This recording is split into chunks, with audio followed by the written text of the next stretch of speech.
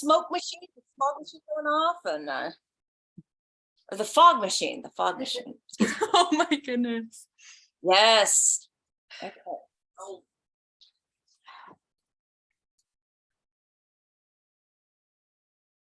Everything looks beautiful. This is Angie's haunted abode, and it is really fabulous. Oh my God, so much more space than my home. So thrilled for that. Tracy Mercer, Benjamin, Hen Johnson from Germany. Hello. All right, so we are live. Welcome to the very spooky episode of Hollywood Kitchen to celebrate Halloween. I hope everybody can hear me because I'm a little further back from the computer this time. And this episode was Angie's idea. I'm sorry, Samantha's idea, and Angie hosting. So I just kind of rounded up the crew. That was sort of my role in all this. But I'm really happy to be here. And we've got an incredible team of ladies. We've got Samantha Ellis of Cooking with the Stars, Angie Schneider of Tinsel and Stars, and also Fritzy Kramer has sent us a video. It doesn't have sound, so maybe we'll show it and we can talk over it. And also Jenny Hammerton sent us a video as well because she is now recovering from her book launch today.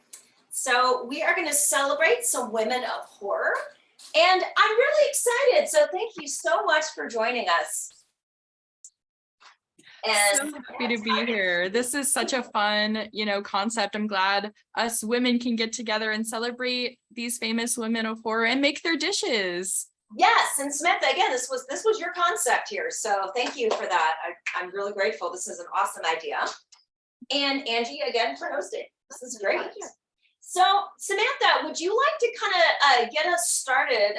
We'll kind of introduce each lady one by one, maybe go through highlights of their film career, their role in the horror genre, and then their food. Yes. Okay. Well, I'll start things off. Honestly, I knew as soon as we were doing this that I really wanted to tackle Elsa Lanchester. Of course, the Bride of Frankenstein herself. She had to be included. I was so thrilled because every year, every October for my Cooking with the Stars column, I have tried to cover some kind of horror figure. My first year I did Vincent Price, cooked a couple of his recipes. My second year I did Boris Karloff. And then my third year, I was like, okay, let's switch to the ladies now. And I found a Gloria Stewart recipe that I tried that was an absolute fail. But I had no idea that Elsa Lanchester had any recipes. So I thought that it was really amazing that both you and Jenny had one. And I was like, okay, I need to make this. She has a date tort, which I just took out of the oven. And I'm very nervous because the directions, I don't know if you guys have tried to make this. The directions are so vague. It says bake in a slow oven until ready. Does not say what temperature, does not say how long. I had no idea. So, I mean, I put it at 250 and I had it baking for 40 minutes. And then after that, I was like, okay, this is still not done. I got to crank up the heat. So I turned it up to 350 for like another 20, and then we'll see. I have not cut into it yet, but I topped it with powdered sugar. It doesn't say to, but I thought it'd make it look a little prettier. So I'm going to put whipped cream on my slice when we all eat. What? I think powdered sugar kind of improves everything, much like cinnamon. Yeah, it kind of makes all desserts look a little prettier, but so I did that. I mean, I've always been a huge fan of Elsa Lanchester. She really didn't have much of a horror career other than The Bride of Frankenstein. For me, I identify her with a lot of roles, that are in other genres. Like I know she played Anne of Cleves in The Private Lives of Henry VIII with her husband, Charles Laughton. And I also love her with Charles Laughton in Witness for the Prosecution, where she plays the nurse. And my other favorite role of hers is actually the mom in the very first Lassie movie, Lassie Come Home. I mean, seeing her in Technicolor with that bright red hair is just an otherworldly experience. But I mean, of course, she's best known for Bride of Frankenstein, and I absolutely adore that film. So I'm so happy that I got to make this and honor her today. Well, what amazes me is she's only in it for 10 minutes. It's like, a performance is iconic when it is remembered for the ages, and you had 10 minutes of screen time. Absolutely. I mean, like I said, this is really like the only horror film that I know of really of Elsa's. I mean, I tried to look through her filmography to see something that was like definitely horror, and I really didn't. So just those 10 minutes, I mean, it made such an impact. And she really doesn't even have any lines. I have to say though, and rewatching that movie, which I pretty much do every Halloween, I can't help but wish, as much as I love that movie and it's a perfect movie, I wish so desperately she had a lot more screen time and or a lot more films in the franchise, because she's just electrifying. Pun intended. She is electrifying in that film. She really is. I mean, I love that movie beginning to end. I think one of my favorite things about it is that there's no transition or passage of time between Frankenstein and Bride of Frankenstein. So watching them back to back is so cool because one really goes right into the other. But you're right. I mean, considering the fact that it's called The Bride of Frankenstein, I definitely wish that she was in it more. I just love her. I love seeing her. She said that she inspired her performance. She based it on some of the swans that she saw in some of the ponds in England and how mean they were and how they would screech. I could see that. But I love her accent. So to hear her speak would have been amazing. Yeah, I just think there was more story for her to be told, either in that film or another film, like a standalone film for her. Right. I mean, she really, again, looking through her filmography, I really didn't see all that many starring roles, which is such a shame because I feel like she definitely could have carried her own movie, especially a horror movie. Definitely.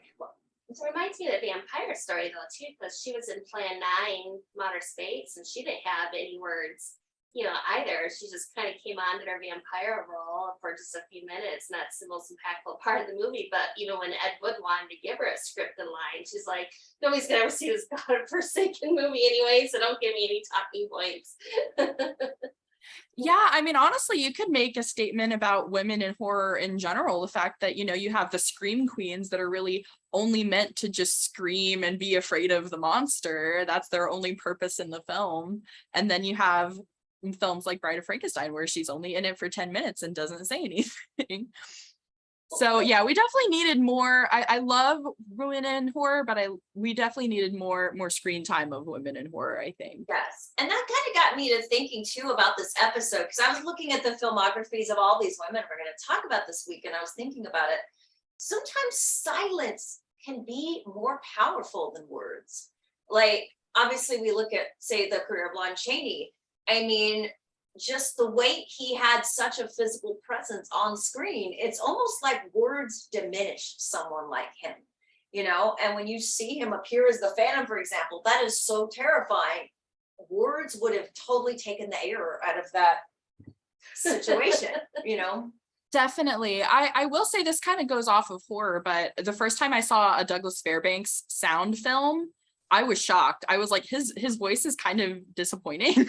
I really love his silent films more. Yeah, there's something. So I definitely agree with you. There's some kind of an added air of mystery to silent film. Like, for me anyway, I think I'm maybe getting off topic slightly, but I think there's something kind of a mystique around silent stars that never made a sound film, like Wallace Reed, Valentino. I'm sure there's a lot more off the top of my head I can't think of right now, but it's almost like they're a double layer of mysterious, because not only were they silent, we never got to hear a word come out of their mouth. Like Lillian Gish, I think that Broken Blossom sometimes is that one movie I would like to introduce a new person to silent movies, because it's not your fun typical Chaplin type of movie, but she doesn't say you can't hear her, but she's got the body language and the screaming and everything without even making a sound. And one of the things that I know Jacqueline Stewart always says is that when it comes to silent film, they had to be more creative to work around those barriers. And you take a movie, I mean, bringing it back into horror, you take a movie like Phantom of the Opera. I think, to me, Mary Philbin, I was so delighted when she was chosen for this also, because I adore her. And I think she honestly carries that movie other than Lon Chaney. A lot of the time, I think the last time I watched it with a live orchestra at the TCM Film Festival in 2018, I believe. The last time I watched it, my eyes were all on Mary. So I really wasn't even looking at Lon as much even. So I think she does such a good job and she's so underrated in that film. But Yes. she had those constraints. We'll definitely talk about her more in a bit, but I agree with you. And I really wanted the silent era represented. Like, I'm kind of glad that everybody chose who they chose, because I feel like we've got the silent era, we've got the 40s, we've got the 30s, we've got the 50s. Like, we've got a bunch of decades represented in today's choices, which is awesome. Yeah, it's really like a nice little history of women in horror, which I love. And Jenny is the one who found the Elsa Lanchester recipe, so I cannot take credit for that. But Jenny found it in a British cookbook, and I think it was from like 1923. So it's a really early British cookbook that Jenny located that recipe in. So Samantha, tell us about making the recipe. Like, were you able to kind of figure out the instructions, or did you have to kind of look at another recipe to put it together? I definitely, whenever I try to test out an old Hollywood recipe for the first time, I try to get it as exact as possible. And for one thing, it's the plausible deniability. It's like, if this is bad, blame Elsa Lanchester, not me. But also, just to see if it works, just to start with. And then from there, I kind of make my adjustments. So this was my first time making this date torte, which to be honest with you, I didn't even really know what a torte was. That's something I had to Google. I'm familiar with desserts, but desserts aren't really my thing as much. So I found out what it was. Just to start out with, there was the whole debate over what kind of pan to use, because I read that tortes are primarily made in a springform pan. But when I read Elsa Lanchester's recipe, she just says a buttered mold. So I don't know what exactly that means. I bought this really cute glass pie dish. I didn't have any pie dishes at all. So I was like, okay, I think this can work based on like the pictures of tortes that I had seen. And I had already ordered it. So I was like, okay, this is what we're going with. But I do think it turned out really well. I haven't cut into it yet. The other thing that definitely gave me trouble was, instead of sugar, it says to use caster sugar, which I looked up what that was, and it seems to be somewhere between the consistency of powdered sugar and granulated sugar. And I read what good substitutes there are, because I don't think it's made anymore. And they said to just use granulated sugar. So that's what I did. But other than that, the recipe is exact. It didn't all fit in the pie dish. I had to tip some out, but other than that, it's exact. So we'll see what happens when we cut into it. Okay. Were you able to find fresh dates? I didn't use fresh. I mean, that's one of the other things too. Being from California, I was a little worried because now I live in Pennsylvania and I've tried some of the dates that I found here and they're not as good. I hate to sound snobbish about California dates, but I grew up, my whole life eating them. So I did find, I think I used Sunsweet dates. They were just, whole pitted dates, and I cut them lengthwise as it says in the recipe. And they tasted really good. Honestly, the best other than California that I've had. So that part I'm not worried about, luckily. Okay. Have you taken a taste of it yet? Or I haven't. I didn't know if you guys were going to cut into yours at any point, so I left mine whole. If we're gonna do a taste test, I'll do a taste test on air. I brought the whipped cream and everything. It says to top with whipped cream. maybe we'll do it at the very end of the episode. We'll each all take tastes of our food at the end of the episode. That sounds like a great idea. I'm here for it. I'm on standby with my plate and whipped cream. Yay! Excellent. Well, I think next we'll go to Jenny Hammerton. Now, Jenny she recently published the cookbook Supper with the Stars with your host, Vincent Price, with Peter Fuller.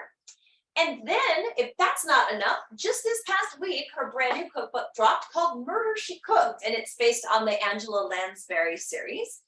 And so she was really busy promoting this book. So I'm so grateful that she took the time out to send us a video.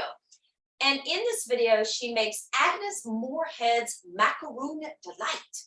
So I'm going to come up here and show you all the video. And then after that's over, we'll talk about Agnes Moorehead. So let me see if I've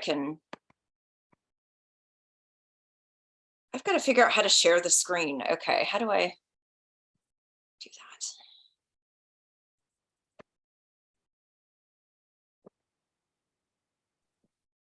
screen. Okay, can everybody see the video? Greetings, Hollywood Kitchen from all the way over here in London, UK, in the Silver Screen Suppers Kitchen. I'm rocking Double Bride of Frankenstein for your Ladies of Horror show. It's very exciting. And I'm just going to demonstrate how to make Agnes Moorehead macaroon delight. So this recipe is in the Vincent Price cookbook that I wrote Peter for that. And of course, Agnes was in the bat. So I got my little bat, which I'm going to look over here so you can accompany us on our cooking journey. So yeah, this is a super easy dessert and I love it. It's really easy to rustle up. If people drop in on you unexpectedly and you've got the ingredients around the place, super easy. I use amaretti biscuits. I hope you can get those in the US. I don't know, but they're kind of like almondy, quite dry almond biscuits.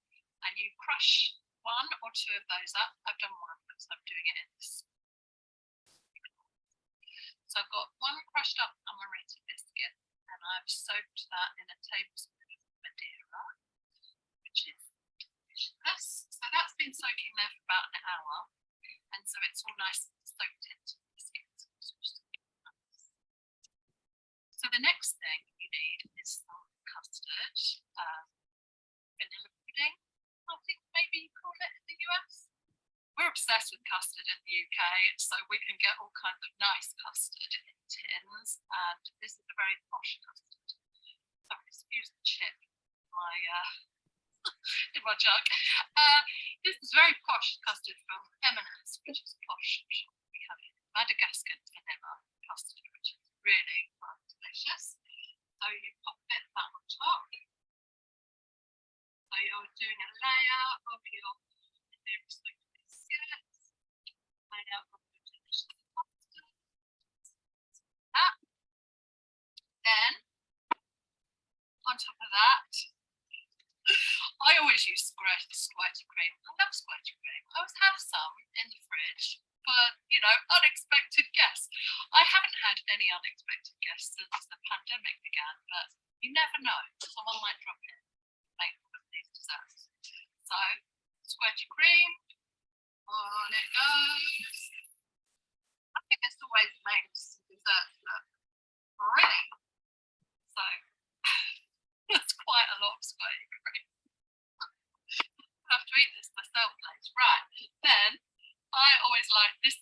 This is not Agnes's recipe tip. This is my recipe tip. A bit of sparkle and glamour, sprinkled on the top. I love these. I don't really like the crunchy. You know, it makes the dessert. There's some stars in it, shiny bits. Like that.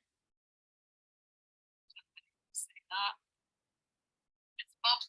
And then another thing I like to do is put a cherry on top. So there we go. Cherry on top. Da, da, da, da, da, da. Agnes Moorehead's macaroon delight. Have a fabulous evening, ladies. Sorry I can't join you. I will be sleeping off a hangover because the day before your show is the book launch of Virtually Cooked. Thank you, Kerry, for testing the, demoing the Dorothy Lamour's strawberry ice cream. There's loads of great Hollywood stars in Virtually Right. And of course, in Colombo. So these are my sort of companion books for those of you who like TV detective shows. There's so many brilliant stars. So anyway, that's my little demo. Hope you have a fabulous evening. And maybe you will rustle up one of these. You have to put the squirty cream on as you're about to serve these. Because look, you know, you don't want this happening, do you? So you can always put these on at the table. So, right, chums, have a lovely time. Can't wait to watch it. Bye from London, England, where it is getting a bit of time. Thanks for inviting me. See you soon, everybody. Okay, that was Jenny. And thank you so much, Jenny Hamilton, for contributing that piece to our show. Okay. So we're going to move along in history to the 1940s. And I picked Evelyn Akers as my lady of horror to focus on today. Here's a picture of her trimming Lon Chaney Jr.'s beard as the Wolfman. I picked her because I feel like she's kind of underrated. And she's one of those women that she was basically, as Samantha described, a scream queen. She started out on stage in England. She's British. And then she was hired by Universal. And her very first film was Hold That Ghost with Abbott and Costello. And she kind of wound up being the queen of the bees at Universal Pictures. I read something that she wrote as a foreword for a book about bee movies this week. And they kind of were putting her in her place at the studio. They even nicknamed her the poor man's Fay Wray, which is really mean to do to her. I mean, Fay Wray's awesome, but to kind of treat her like she's second best is not nice. And then also sometimes they would say anchors away to her, like as in you can be replaced. So not cool at all. And she said in her essay that at the time, she had no idea they were making films that would become horror classics. Like to them, it was a job, it was work. They made these movies in just a matter of weeks, usually, because bees were not on a huge schedule like maybe A-list movies. And they just really didn't realize at the time the kind of cultural impact these films would have. And there's so many stars that created a ton of movies over the years, and not all of them are memorable. Some of them never had a huge memorable classic. But in Evelyn Akers' case, she started a lot of horror films. She made several with Lon Chaney Jr. But The Wolfman is really the one for which she is best remembered. That came out in 1941. And she plays, of course, Lon Chaney Jr.'s love interest in the film. And she's beautiful, she's elegant. I think she's a really great presence. I wouldn't say that she has like major star power, but I think she really adds a touch of class, and I think she's really good in these films. And she also went on to be in, I have to look at my list so I don't forget, she was in The Ghost of Frankenstein, Son of Dracula, The Mad Ghoul, Weird Woman, Jungle Woman, The Invisible Man's Revenge, The Frozen Ghost, and Tarzan's Magic Fountain. So that is quite a filmography for her time at Universal Pictures. And I found this recipe. I thought when I try to pick stars, I try to think of how they're going to fit into what we're doing. I think about what era is appropriate and also what is seasonally appropriate to eat. And mercifully, it's not nearly as horrendously hot in LA right now as it has been. So I thought oatmeal is a really good recipe. It's a great wintertime hearty breakfast recipe, and I thought that would be something fun to make. I got the recipe out of this cookbook. Show it to the camera.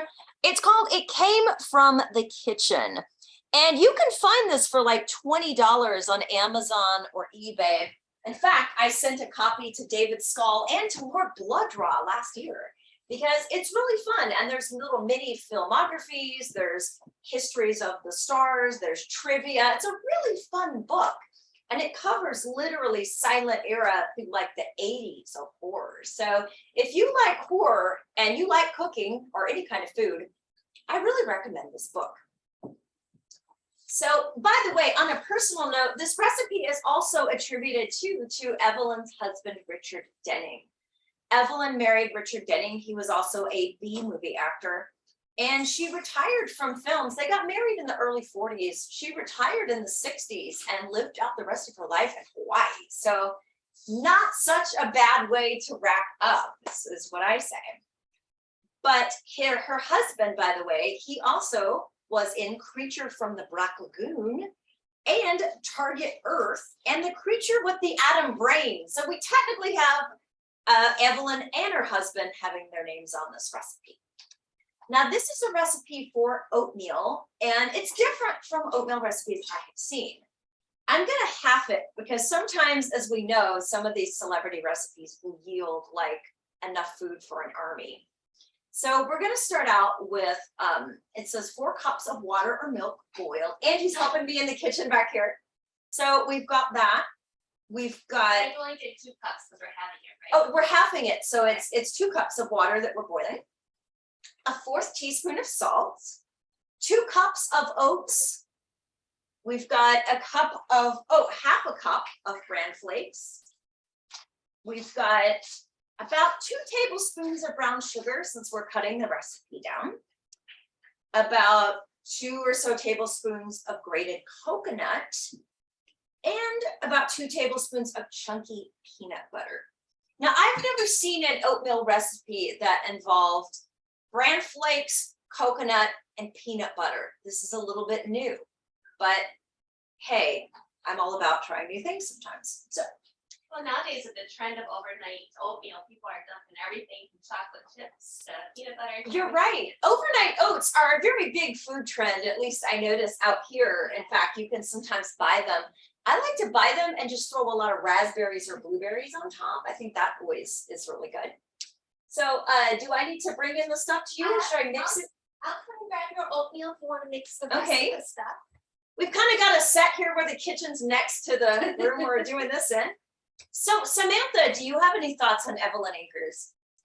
Honestly, I can't say I've really heard too much about her, but after hearing what you had to say about her, she sounds amazing. I mean, I really haven't seen, the more I'm thinking about it, I haven't seen too many of the 40s Universal films. Like I know the Abbott and Costello ones, I haven't gotten to see those yet, but I mean, she did so many. I'm so glad you decided to include her because I'm all for the underdogs, especially, Same. you know, women in horror. So someone that I haven't even really heard of, that's like so special. I love that you included her. And The Wolfman is a special movie for me because, as I've talked about in the past, when I was a little girl around the time of my birthday, which is Halloween, I saw the Universal horror movies on the Sunday matinee. I think it was like channel 13 every Sunday at like 1 o'clock or thereabouts.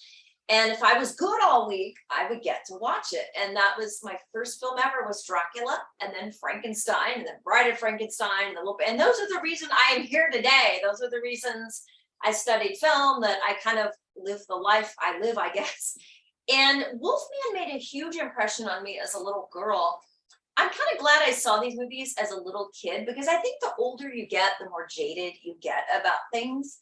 And I was not jaded as a little girl anyway. And I remember being so scared by the Wolfman that I was in tears in my bed, and I kept asking my dad, "You've got to check the closet because I'm so convinced he is in there and he's going to kill me the minute you leave the room." And so my dad would check under the bed and he'd check in the closet and he would promise me the Wolfman was not going to come and get me. But I just remember the scene of Evelyn Akers like walking through that foggy, dense forest by herself, and then the Wolfman coming for her, and it just scared the heck out of me when I was little. And I think those images are still really powerful. And it's kind of interesting to me that apparently Evelyn and Lon Chaney Jr. did not get along. They did not like each other at all. And I read a little about that. I think part of it was, from what I've read, that Lon Chaney sort of felt she was a little snooty and elegant and British, and he kind of felt a little like, didn't like that. And she, apparently, according to one thing I read, she kind of felt he was more of a working class, which he really wasn't. I mean, he was Lon Chaney's son, so he was pretty much Hollywood royalty. But they just, I think it was a matter of they were very different personality types. And also, Lon was also drinking pretty heavily as well. So he was kind of raising hell on set doing that. But in fairness to him, the makeup for the Wolfman had to have been absolutely punishing. Not to mention, you are in a makeup chair for a gazillion hours, and that's before you get on the set for a long day's work. And then the makeup at the end of the day. So if he was grouchy or unpleasant or less than sparkling to deal with, I think that's kind of understandable, given the situation that he was going through. And again, these B movies, as we know, were made on a very tight budget, very quickly. It kind of amazes me that they managed to crank out these films that were as high quality as they were, as quickly as they were made. That still kind of blows my mind, you know? Absolutely. I have so much more discovering to do. I think The Wolfman is one of the biggest Universal films that I still haven't seen. I definitely gravitate towards the 30s. That's my favorite decade and definitely why I chose Elsa. But I love hearing about Evelyn, and it definitely makes me want to watch that movie. I know on Ticklish Business we did our top 3 horror films, and that ended up on one of our lists, but I still haven't seen it. I need to see it. Well, definitely. And also, I cannot recommend this book highly enough, by the way. It came from the kitchen. It came out, I think, like in the 2000s, like I think about 2006 or so. So it still should be available online on Amazon and pretty easy to locate. But I like Evelyn Akers. And I think she is the only actress to have been in a Dracula film, a Frankenstein film, and a Wolfman film.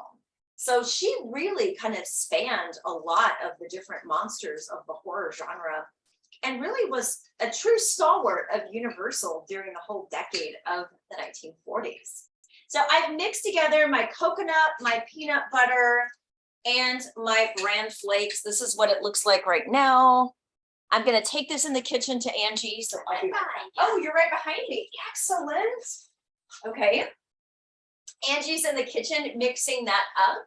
And I really am looking forward to how this is going to taste and be, because who knows, maybe it'll be something I really like to make often for breakfast. And let's see. Also, I cannot wait, by the way, Samantha, for you to see how Angie's recipe turned out for Kim Novak. I'm so excited for you guys to all see what this looks like, because it's pretty darned amazing. That sounds so cool. I'm definitely excited. Yes, I am as well. So, I'll start boiling my water so while that simmers. okay, Howard. excellent. So, so yeah, that's basically Evelyn Akers, and the oatmeal is simmering away. Smells And like peanut butter. it smells like peanut butter. Good. Oh, cool. I like peanut butter, so I'm good with that. I kind of wonder if it's going to look like the Wolfman with all the peanut butter and then all the coconut. It might look like fur. Yeah, I'm not sure. It's so funny. We're gonna. It's so funny making some of these recipes because it truly is like you don't always know what you're gonna get when you set out to. I am so nervous about this tort. Like I said, I baked it like for an hour as long as I thought. I mean, it looks brown on the outside, but I have no idea until I cut into it. So I definitely understand where you're coming from. And I can be a perfectionist too. So sometimes if something doesn't go right for me, I just kind of, I don't know, get all upset. Gotta But lock up cat number 2. sorry, Angie's got a lot of fabulous animals all through her house, but 2 of the cats have been causing a little bit of drama behind the scenes. So they've been confined to their dressing rooms now. And later we're going to meet Angie's black cat, Pie Wacket. So Pie Wacket's in the green room right now, getting ready for her appearance. So soon she will be joining us as well. And so maybe are you ready to talk about Kim Novak? Yeah, I can start talking while you're simmering. And Yeah. Do you want me to go in there and check on it while you talk about Kim Novak? Or It just has to simmer now for about 4 minutes or so. So Okay. I'll let it do its thing. okay, And then as soon as my water starts boiling, I'll do the top of the heat. okay. Very cool. I'm really excited about this Kim Novak recipe. How we came across it was there was an article in the Hollywood Reporter quite a while back about there was a cook at Paramount on the lot, and she was the cook in the commissary. And she wrote an unpublished manuscript about her memories running the Paramount commissary and the stars, anecdotes about them, and their favorite food. And they published this article, and there are several recipes in the article. I reached out to the Hollywood Reporter, found who wrote the article, got them to give me the name at Paramount. I got investigative on this, and Paramount sent me the PDF of the unpublished manuscript of the book. Wow. Right? My jaw Oh was on the goodness. floor. I cannot believe they did that. But they said that if I chose to blog or talk about any of them, I could only pick 3 things out of the entire cookbook to talk about publicly. And I thought Kim Novak's Purple Passion was the absolute ticket to this for sure. That was one of the 3 that I'm like, this needs to happen.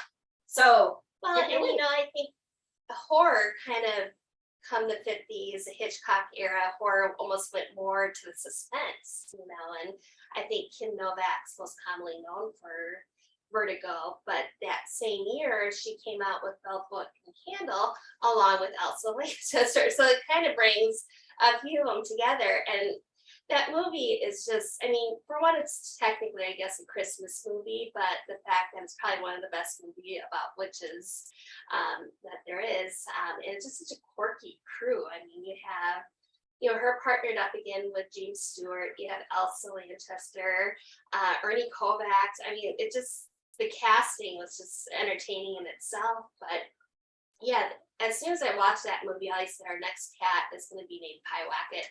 Like, I don't care what kind of cat it is. It doesn't need to be a Siamese. We're going to have a Pyewacket, so all she's got to do is look at your eyes. And that's the whole premise around this cat. And the Siameses at that time too were really taking off, because I mean, you had the famous cat named Sin, S-Y-N, and that was a cat that was That Darn Cat. It was the same animal actor, and that was Incredible Journey. So people always thought Pyewacket and Sin was the same cat. Pyewacket was one of Frank Inn's cats as well. So Frank Inn was one of the big animal trainers of that era that did almost every animal you could think of. And there was something called the Patsy Award that the Humane Society put on every year. And they gave it was almost like an Oscar per se for animals. So Pyewacket actually won for that year. And then so when we start making Jello, we'll bring our little Pyewacket out. But I've always just loved Kim Novak. I think she had, I mean, the way, even though she had James Stewart, it still seemed like the on-set chemistry was between her and a cat. And rumor had it that her and that cat bonded so well. Like, the cat didn't get along with that many people, but it bonded to her. They said that she got to keep the cat. There was never proof of it, other than at some point she must have had a fire or something, and she almost lost her cat, but the cat's name was Pyewacket. So then you're like, you get the cat then from the movie. But no, Bell Book and Candle is just, I think, nowadays newer generation has Hocus Pocus, but I really think kind of Bell Book and Candle set the precedence to the entertainment / the witchcraft, the witchery. And then I just think Kim and Elsa, they really did partner very well. I wish they did more together. They did great together. So let me go check, see my water's boiling, and I'll talk about her recipe that you found, which is very fun. Yeah, this is a really fun recipe. I'm so excited for you guys to see the final result, because I'm like just over the moon about how cool it looks. I totally agree. I love Bell Book and Candle. That is such a good movie. And yeah, it brings them together. I love that. Yay. Speaking of cats, we've got a cat in the other room that's meowing so loudly. It is not happy. She was the naughty one. Hi, you want to come here? She's looking. Hi's getting ready. Getting ready in the green room. Hi, let me get my Jello going, and we'll come get you. Hey, Angie's in the kitchen getting things ready. So I'm just boiling the hot water now for the Jello. Okay, she's boiling hot water to make the Jello. And Angie's going to talk about this, but finding all the ingredients for this was not as easy as you would think. So Angie's going to fill us in about that when she gets here as well. And by the way, for those of you watching, feel free to leave a comment about which one of these ladies is your favorite, which horror movies are your favorite. And also, if there are movies maybe we haven't touched upon that we should see, because I don't know about you guys, but I'm finding there's always gaps in my filmography knowledge. There's always something I haven't seen yet, or I need to watch again and maybe give a second look to and rethink it. So there's always new and exciting stuff to discover. And to me, that's kind of one of the joys about being a film lover, honestly, is just the fact that it's such a vast array of just Hot great water things. coming through. Okay. So growing up, Jello seemed like whenever you weren't feeling good or anything, you'd always go to the store and get some Jello. Jello's hard to find nowadays. Like, you go into the aisle at the grocery store, and they only have like 3 flavors now. It's not like this, whole aisle full of different flavors of Jello. So she did use the grape Jello, and I had actually gone to Amazon to find it. But when you see the final product, it's just beautiful. So it is a gorgeous purple, this Jello. So I do highly recommend it because it is so pretty. but she does kind of the standard Jello recipe. So, but she adds a little bit more water because the other ingredient she adds to it is also the Knox gelatin as well, so just basically an unflavored gelatin. Go ahead and put our grape Jello once. Here it is, just in the bowl. So just your white powder per se, and then you'll see the magic once this hot water. Now, let me ask you this, Angie, are these canned fruits or fresh fruits? So usually with Jello, you always want to make sure you use like a canned, chopped. So mostly canned. You like fresh because she did ask for grapes. So the grapes I did do fresh. Chop those up as well. Okay. That is a Want pretty any purple. water? Look at this purple. Oh, wow, that's pretty. Probably hard to see the lighting, but yeah, it's very dark. It is perfect Halloween. And I think it says in the Paramount manuscript that Kim Novak had a real thing for purple, like she liked things purple. So this is sort of how this recipe came to be. And can you pie whack it? Can I pick pie whack it up, or would that be a bad idea? You can try, but since she's right there, let's grab her. Here, hi. Okay, we're about to meet the big star of this episode today. Cool. All right, here's Pie Wacket.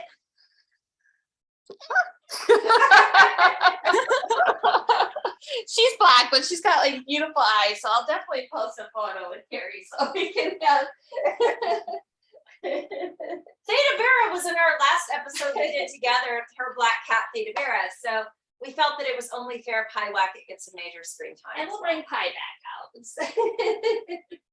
He's supervising. Yeah, she's right there. She's got the bright green eyes for black cat. She's doing the typical Pie Wacket. So then with the Knox gelatin, Okay. you're just gonna mix that with a little bit of cold water. And you just keep adding a little bit of water until it finally dissolves. She didn't really say how much, but when I was kind of measuring it out, it was almost about a quarter cup of water by the time Okay. it dissolved. The first Jello recipe I made for Hollywood Kitchen, I think that's the first official episode I did Anne Dvorak's fruit salad a la gel. And I made the huge mistake of using all fresh fruits, Oh, and it was just a bowl of water, and it didn't work at all. So I guess lesson learned there. But the grapes, though, they don't take away, they don't harm the No. Jello the way all the These are other. not very juicy to begin Okay, with. that makes sense. And then even mine, like before I used them, I kind of not quite made them frozen, but I did harden them quite a bit. So now I'm just gonna take this gelatin, the Knox gelatin, I just added some water just to dissolve it. And then now I'm gonna mix that in with the grape.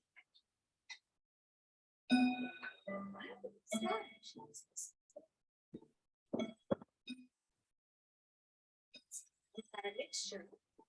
So you add the fruit, do you put it in the mold next and then add the fruit? Exactly, so let's Okay. grab our bowl. Here, let me move some stuff. Oh, and she did ask for a splash of vinegar, so I'll put a splash of vinegar. Probably just because it is so food. Maybe she would like me. Move this right over here. Now there's different types of molds. I mean, we have our traditional ones like the tin copper ones that, you think of Golden Girls with them hanging on the walls and stuff like that. I mean, I pick these up all the time at estate sales and they work great. The only thing I do recommend is she even puts it in her recipe too, is just give it like a little spray with a little cooking pan. Just so once the Jello does form, it falls out a little bit easier. And then sometimes I'll soak it a little bit in like a hot water bath just to help bring the Jello up. But nowadays they have the nice silicone molds as well, and these are so easy. You just and then the Jello mold pops right out. But for the sake of what I'll show my final result, I'm just going to use one of the old ones. But then what she does is she takes her fruit. So she recommends using pineapple. So put some pineapple in there. Down near the bottom. So she has chopped up chunks of pineapple. This is canned pineapple. Oh my goodness, Kate, are meowing everywhere. Her cats are not happy about it. I'm fearing that we're gonna be a Val Lewis here shortly with those cats emerging to kill us. Oh boy. We're just here About about to have this door. And those are pears, These are some pears. hand pears. Yeah, so they're Okay. half. Okay. Oh. Whole new noise. I don't know if I should be worried about that. And then of course the grapes. And grapes have just gotten so big now that I have all my grapes. I do a little combination of some green grapes, purple grapes, just to add some color to it. And the nice thing with doing fruit jello molds is whatever fruit is your favorite. But we'll follow what I assume these are her favorite fruits of going jello molds. I don't know about you guys, but Jello was such a big deal when I was growing up. It was a huge thing. Like Angie was saying, you could go in the supermarket when we were kids and you could find every like color of the Kool-Aid. rainbow I of know. Jello, and that's just like not a thing now. So here is my mold all full. You can see that. And then what I'm gonna do is I'll do this in the kitchen or the sink, but then I'm gonna pour the jello mixture over it. Okay.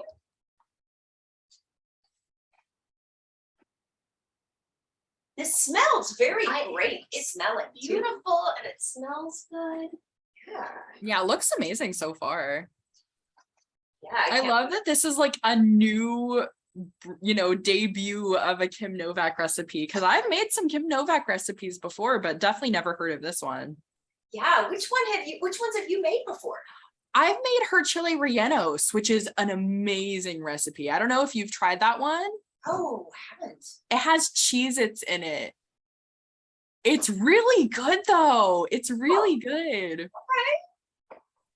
Wow, that's interesting. Okay. So she definitely had an out there palette from what I'm seeing between that and this.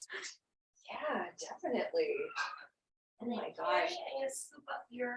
Okay, the oatmeal is almost ready, so stand by here. And then so my jello just went in usually about 4 hours. About 4 hours for the Jello, but you'll bring out the final result of the other. For us to do our taste test. Yeah, let's do the Some taste movie test. magic. Maybe while you're doing this, should we talk about Mary Philbin also? And Sure.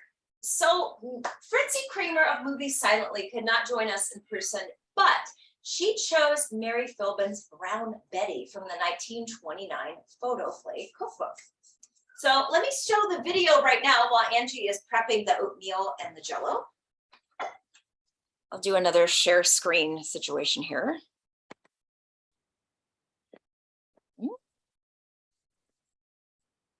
All right.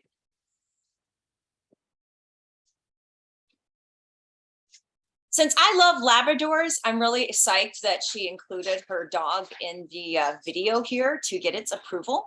Can everybody see this? Okay, excellent. This Brown Betty recipe also looked very autumnal and really tasty with fresh apples. It's almost like a bread pudding type thing.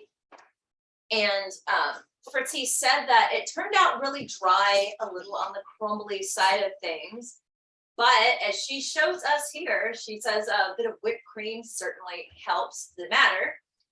And also, yeah, she says it makes it better. And it actually looks really good and relatively simple. And she did send us a link too about her more detailed version of the recipe, which I will post. So, okay. Can everybody see that one okay? Alrighty. Yeah, that looked great. Yeah, it does look great. Okay, so let me show my final product here. Thank you so much to Angie for being in the kitchen, making this happen. This is the final Evelyn Anchors oatmeal. It does not look like Wolfman fur, which I have to say, I'm a little bummed about that. However, it smells really, really good. And so I'm about to taste test it in just a minute. And I'll go get my final product in the meantime. I got these lovely. All right, I'm gonna run and get a fork so I can cut Candids. into the tort as well. Probably hard to see, but I got some gorgeous candids of Kim Novak on a trip to New York. This one she even signed. Oh, beautiful. And Angie does have some great photographs she's going to show us at the end of the episode too. So we're going to, once the cooking's all done, we'll have memorabilia time. Meanwhile, let me see while we're waiting here, let me see if there's questions rolling in for us. Great. Okay, Joanna Kemper is saying, I love all of these talented actresses, but I must say, I never miss an Agnes Moorehead movie. That's awesome. Thank you so much. Yes, she's wonderful. How would, Gary Songer wants to know, how would Close Up, the famous Hollywood cemetery cat, get along with Pyewacket? Close Up's kind of a diva, so Black I'm cats are not sure. divas, yeah. Yes. All right, I'm gonna cut into this. We'll see how this turns out. One more look. Okay. And then here's mine. I use the, since it's Halloween, some silicone skulls, which I don't think the lighting's hitting it. As well as I would like it to. Let's try this one, see if that makes a difference.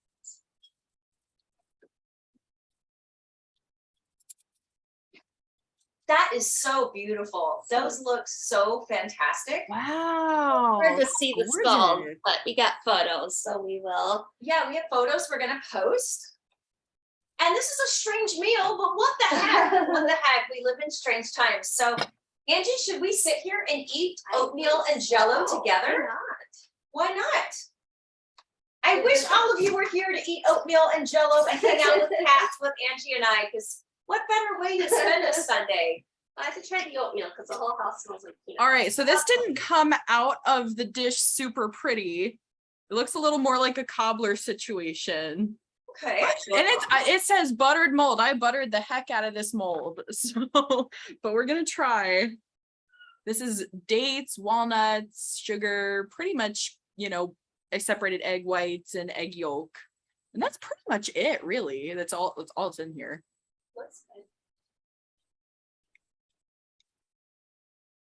You guys, I love this. Oh, wow. It's really good. The consistency, I mean, like, you gotta butter the heck out of your molds. I guess I didn't butter enough, but the taste is there. Very sweet. I know. Oh, I forgot the whipped cream. She says whipped cream, so I gotta do whipped cream. Oftentimes I've made stuff and I'll look at it and go, this looks awful, but then it tastes great. So I'm like, well, yeah, what the heck, you know? Honestly, I mean, with the powdered sugar, I think it looks kind of pretty. It just didn't come out of the pan quite like a nice like slice of like tort like I wanted. But we're gonna do the whipped cream. Oh, that got all melty. But though. I think it's delicious. Like this is really a 5 out of 5 for me. The taste is there. Excellent.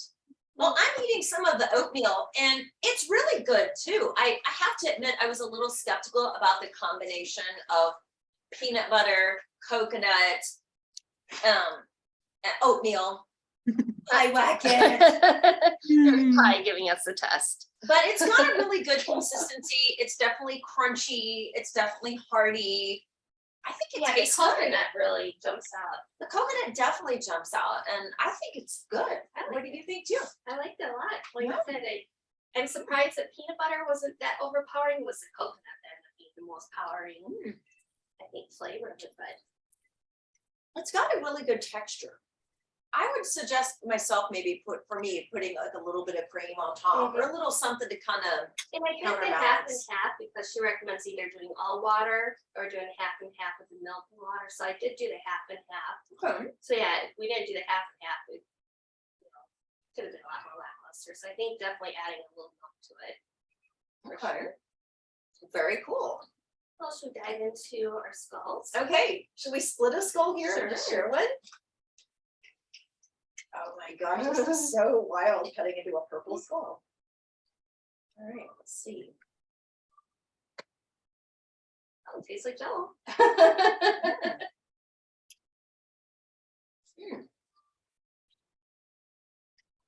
Grape jello filled with grapes.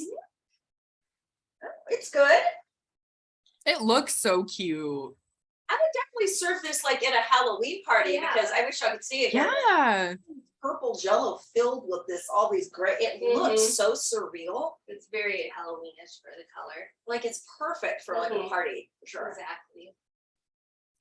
The one thing that I like about Elsa in this, I love the ratio because she has 6 eggs, but then she has 1.5 cups of sugar and 2 cups of dates and 2 cups of walnuts. So there's like, this is really all sugar, date, walnut with like a little bit of bread. So I'm here for that.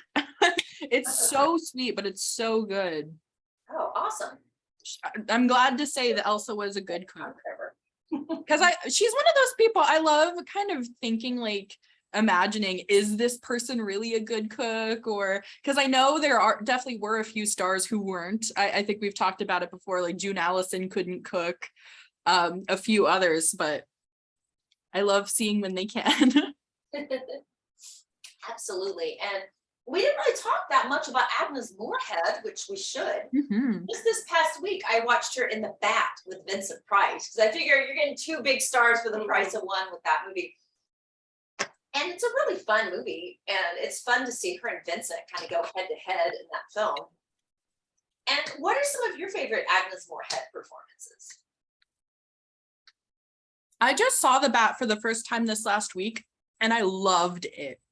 I love the dynamic of all of the women in that film, how badly they are at like trying to get away from a serial killer. Oh, absolutely. I love that one. I mean, of course, like the classic, the iconic Bewitched, Mhm. Citizen Kane. I mean, again, it's really the non-horror films that I identify with. Like, I love her in Citizen Kane. I love her in Dark Passage. That's my favorite of hers because it's also my favorite Bogey and Bacall. But I love Agnes. She's amazing in everything, really. Well, the bat with Vincent too. It's always fun to compare like the silent version because he had the silent version of the bat with Jack Pickford, you know, and then it's kind of one of those remakes where it's a remake, but it's quite different and different style of acting. Definitely. And The Bat it's a really fun movie. I definitely recommend watching that this Halloween. And we can get back to Mary Philbin as well, because I love her in Phantom of the Opera. And here's the thing I think about her is that she comes across as very sweet and very likable, but she doesn't overshadow the stars. Like, I still watch Lon Chaney. She doesn't kind of overtake the stars, but she complements them so well. And I also love her in The Man Who Laughs, because she plays the romantic interest to Conrad Veidt, who is the man whose face was carved into a permanent smile, which would famously go on to inspire the creation of the Joker. And I was so lucky. I got to see that movie with live music on the big screen in San Francisco with the Castro for the Silent Film Festival. And it blew my mind. And she's so good in that. And she's believable. She plays a blind girl in this who falls in love with the man with the carved up face. And you completely believe that she's blind. You completely buy that she's in love with this man with the carved smile, and that love is unconditional. And it's a beautiful movie. And I don't think it's on people's radars as heavily as, say, Phantom of the Opera or some of the others, but it is on DVD and it's a personal favorite of mine. So She's another one, just like Pickford and Mary Miles Minter. She was the girl that curls, you know, and even the day she cut her hair, I remember, I think she held on to her curls most of her life because, you know, those curls really identified who she was and stuff. An early actress too. And she really had quite a career in the silent era. And I think she lived for a very long time, right? Yeah, so she had a very long life. And I definitely love, of course, Phantom. I can't believe it just occurred to me, Phantom turns 100 in like a few years. So many centennials going on right now. It's crazy. I know There really are. I kind of identify with these older eras more than I identify with the time in which I currently live, really. So it's kind of weird to me when something turns 100. It's like, well, it's contemporary. How could that be 100? That's like right now. And it's like, not really, but in my mind, it sort of. Or you look at it like it seems like it's such a long time in history, but it really isn't. Like, then you're just saying like so much has happened for the entertainment industry, technology, everything that happened at that turn of the century. You know, our history is really not that old when you really then put that in perspective. That 100 years is kind of modern times, and our standards, so That's it's true. Some of my French friends have asked me, they're like, why are you so into Art Deco? I'm like, oh, it's so beautiful and historic. And they're like, we live in France. Art Deco was like 5 minutes ago. And I told them in America, that is a Right. lot older, it just feels like this very old thing to Right. me, but to them it feels so Yeah. contemporary. There's Pie Blackett again. Oh, there's pies. Like, all right, do you like all of food? Yeah, and I love that Kim Novak was such an animal lover. I mean, she even married a veterinarian when she retired from acting. She married a equine vet up in the Bay Area. So I think it's only fitting that she did so well with the cat and bell booking candles. I think that's very special that she's an animal lover too on top of it. Yeah, Yes. she's got more of a career than just Vertigo too. She was easily quickly typecast whenever you get to that Hitchcock circle. And I think Bell Book Candle really helped with that. And Kim Novak is still with us today as well. 89. 9 years old. I was really lucky. I got to see her a few years ago. She appeared at a screening of Vertigo in Hollywood at the Egyptian Theater. And then she did it in San Francisco as well. So like all my San Francisco friends went to that one. I went to the one at the Egyptian. It was like a big deal. It was one of those nights where whatever you're doing, you drop it and get a ticket for this and be there because it was like a must-see event. Hey, it's gonna be naughty, so I have to look. Okay, Pie Blackett's climbing on something, so Angie's got to go intercept that. And Angie, should we get to the memorabilia in a second? Because Sure. Angie, you guys, has got some really fantastic historic photos to show us today as well. Well, we'll start with speaking of the Wolfman. Probably one of my favorite pieces. Actually, before I do that one, when Samantha was doing her Elsa Lanchester, I have several different types of her stationery, but I do Oh my have some Elsa goodness. Lanchester stationery. Oh, that is so The cool. different colors, there's her envelope, and then Charles Lawton's his stationery is pretty similar to hers, so we had gotten some from both of them, and then let's see. And also speaking of Elsa, here is, and hopefully most of everybody watching has seen Bride of Frankenstein, even though it's in rough shape, but this is an actual original movie still Oh, that's stunning. from Bride of Frankenstein. I love that. I didn't get to mention it earlier, but I do also, while we're talking Elsa, before we move on, I have a vintage copy of her autobiography herself. I have not read it yet, but I've had it for ages. As soon as I saw it, I was like, I have to get this. But I'm sure she writes a lot about Charles Lawton and all of her time making these movies. So it exists if you guys didn't know, if you want to pick it up. And then here is Phyllis with rooting for Mary Philman. There she is there. I love that picture. Oh, you see Pie walking in the background. There she's making her debut. All right, so the one thing I really, one of my favorite horror actresses, who is also just more of a character actress, is Maria Elspenskaya. Her life was just amazing. She's from Russia. She came here to the States, and I like to be an actress, but an amazing acting coach. So a lot of that newer generation of contemporary actors, a lot of them had gone through her training, and it's hard to see on the camera, look at her fingers, but she's wearing some pretty, some wonderful rings that are very gypsy-like. Okay, and Angie is letting me model, and I'm so excited.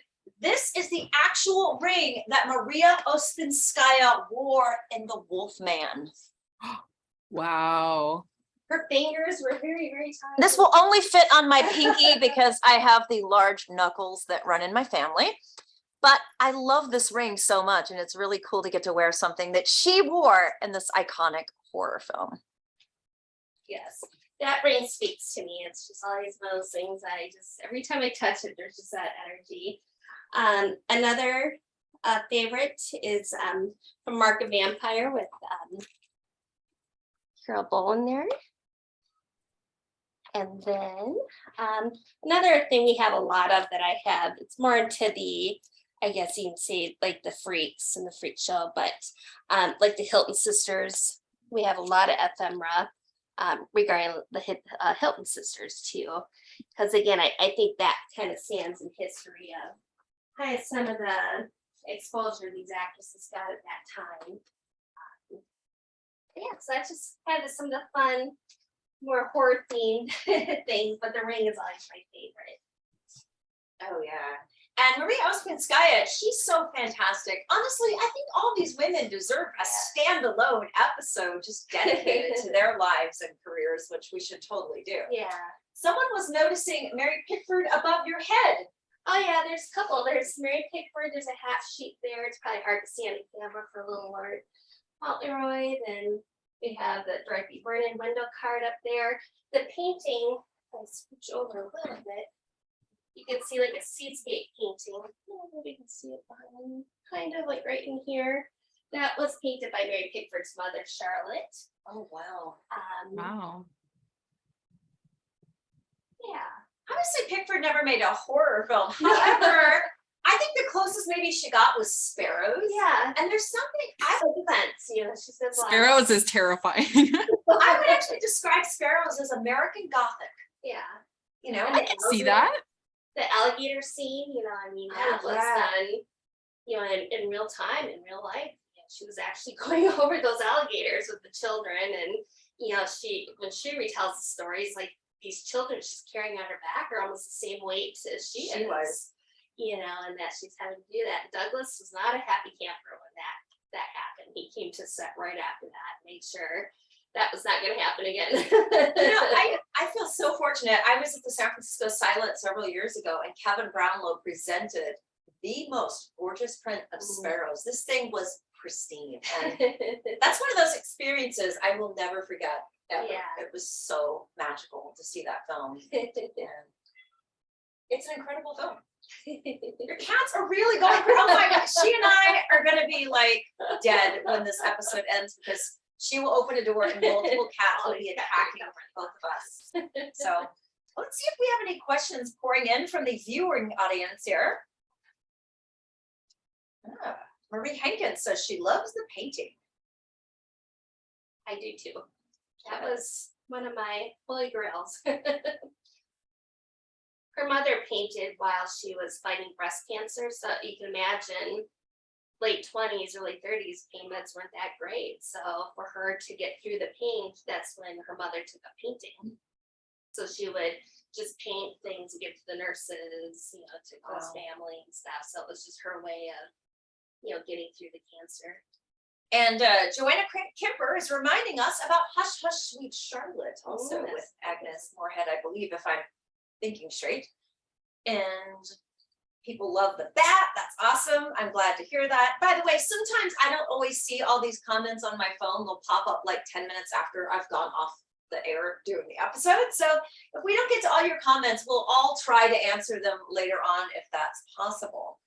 So does anybody else have any other thoughts on some of their favorite women of horror? Angie or Samantha? Well, like I mentioned, Maria Ospinskaya, the Wolfman, I think would be, you know, one of those that people just don't think about. It's a little bit more obscure, but I think when you look at what she added to the industry as being an acting coach as well, I think she benefited a lot of the aspiring actors of that time. I think that's something to make note of. Well, like Elsa Lanchester, she could make a giant impression in a short amount of time. I always respect Truly. for Wolfman, which her prediction as the gypsy is kind of what starts all the whole film in motion. The Wolfman is Dodsworth. Yeah. Like, talk about owning the screen with a few minutes of Yeah. time. I mean, she is Mhm. chilling in Dodsworth. And again, that's another point in the movie where her scene and her character kind of set Right. a whole other set of activities in motion in a And movie. that's what makes such a good character actor, to be able to do that. Oh yeah. How about you, Samantha? What are some of your other favorite women of horror? Well, I feel like we would be remiss in talking about women of horror if we didn't bring up Fay Wray. If Yeah, absolutely. if I hadn't chosen Elsa, I definitely would have chosen Fay Ray. I know you've covered Fay and her recipes, so I definitely wanted to include Elsa this time. But another one, it's really just one standalone performance. I am a gigantic Mary Carlisle fan, and I love seeing her in Dead Men Walk. She's like kind of the victim of the vampire in the movie. It's such a B movie, but it's so cute. And another really kind of out of the way one, I know everybody talks, of course, about Dracula and Helen Chandler and Dracula, how amazing she is. The Spanish version of Dracula starred Lupita Tovar, Thank who you. lived such a long time. I believe, she lived well over her hundreds. And I love seeing her in that film. I mean, even though, the Spanish language, I think she just does such a good job. And it's such a great, women of color performance from that era that we don't get a lot of. And she was the lead. Shown back to back. Sometimes they'll do theater screenings where you can see the American version of it, and then you get to stay and watch the Spanish version right away. From what I understand, this is just what I've heard. I believe the American version used the set during the day, and then the Spanish crew came in at night and used the same set to make That's this. what I heard too. So I think that's really cool. So I love talking about those women of horror also. Really any Hitchcock blonde, however they fall on the horror spectrum. Some of his movies are a little more horror than others. Like, I don't know if I'd call Grace Kelly a horror icon, but all of the blondes I love, so. And definitely Janet Leigh, of course, for Yeah. Psycho, Yes. certainly. She has some amazing recipes that I've wanted to try also. And Yeah, I what- know she has like a rainbow paradise salad, fruit salad or something that I've wanted to try. We had a big campaign press book that they put out for Psycho. And it's really fun to read through it because Hitchcock had strict requirements of how many hours had to go between screenings at the theater. Because you couldn't have people stick around to tell the next group of people that were waiting in line what happens in the movies. Like, he had all these requirements that a theater had to follow just so the suspense stayed secretive between showings. So it's really kind of a fun read when you go through that campaign book to really see. I think you put a lot of energy into making sure that was secretive and very suspenseful for the first time goer. Wow. I think also Lon Chaney, when The Phantom of the Opera was in production, he had a very strict thing in his contract that his face could not be shown in any of the promotional material. So you'd see Carl Laemmle standing next to him on set, and he's in the Phantom outfit, and there's just this big circle with an X over his face. And in the trailer that I've seen for Phantom, there's just a shadow, and people were so curious. And I think Hitchcock and Chaney before, they were natural showmen, and they knew the more hype and the more suspense and mystery you could build up, the more terrifying it is when that big reveal finally comes. They were all showmen, yeah. I mean, with the Egyptian theater here in Hollywood celebrating its 100th anniversary too, speaking of 100th, centennial, he was the master of creating these prologues, so a lot of these movies at that time, that's the way they also got people in the theater were doing some of these amazing prologues that led to, all these that kind of led into the movie, they kind of took parts of that movie and he built that up as a showman, showman does. So yeah, they all did that. Another horror film I want to talk about, so getting back to Fay Ray for a minute, I really love the two films she did, I believe with Michael Curtiz in the early 1930s, Dr. X and The Mystery of the Wax Museum. And I've been so lucky to see both of those on the big screen at the UCLA Film Archive here in town, but they are both on DVD Blu-ray in new restorations. And if those of you who haven't seen them, they're also in 2-strip Technicolor, which is going to look very different to most people from regular Technicolor. It's mostly what I call robin's egg green and tangerine orange. That's kind of what they look like to me anyway. But both of those films are so entertaining. And I love the synthetic flesh sequence of Dr. X. That is just such a twisted, demented, pre-code horror delight. So if I had to have a quote on the poster, that was what I would call it, a pre-code twisted horror delight. So both of those movies are available, and I really recommend them if you can get your hands on copies. I will say Mystery of the Wax Museum is my all-time favorite horror film, just bar none for me. I really, really love that one. So it's definitely a great pick. I love Fay Ray and the Vampire Bat with Melvin Douglas and Lionel Atwill too. I think that's a fantastic one of hers that doesn't get talked about enough. you're right. She had a really good run of those horror films from the early 1930s as well. Yeah, I mean, honestly, for me, like the 30s, you've got Elsa, you've got Faye. I love Gloria Stewart a ton. She's the first woman that I covered for Cooking with the Stars. But yeah, the blondes of the 30s, kind of mimicking the blondes of the 50s, which I really, really love. Huge Faye Ray fan over here. I do. Oh, you know what? Now that we're talking about Faye Ray, I have. Hold on. Let me grab this because y'all are gonna want to see this.